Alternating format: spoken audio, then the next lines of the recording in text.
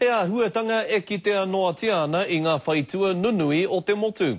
Engari, kua tere te whakaaro mo te tahi tārere rangi, ara gondola, ki te takiwā o ngā rua wāhia. Me te aha e hara I te mea e huri kōtua ana ngā Māori o tēnei whaitua iti o Waikato ki taua whakaaro. Anei te pūrongo a Kingi Kiriona. Ko tōna ingoa ko te hākari mata. He puke ka titiro iho ki etahi o ngā whenua a tāhua rawa o te motu. A kaore pea e roa ka riro aua whenua hei hākari mā ngā mata o te marea. Here we are on the point at Ngaruawahia. We'd possibly see the loading station here and then just travelling straight up to the top of the Hakramata Range. The view from up there is fantastic.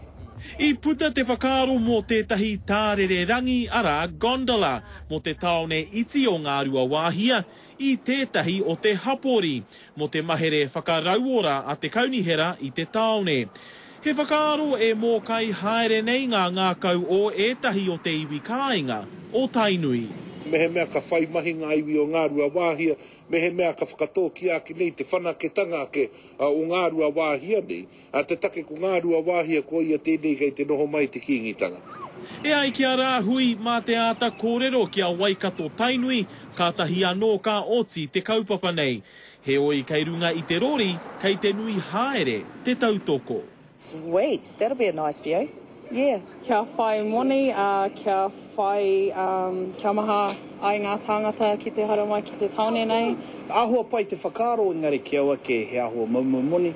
It's Radio Tainui, you're feeling the difference, 95.4. Ko te kāinga noho o DJ Pango kei ngā rekereke o te puke o Hākari Mata. It'll be pretty good, you know, it'll bring people here to the heartland. Ngaruawahia, tūlanga waiwai. We were looking for some ideas about where Ngaruawahia could possibly lead in the next 10, 15, 20 years.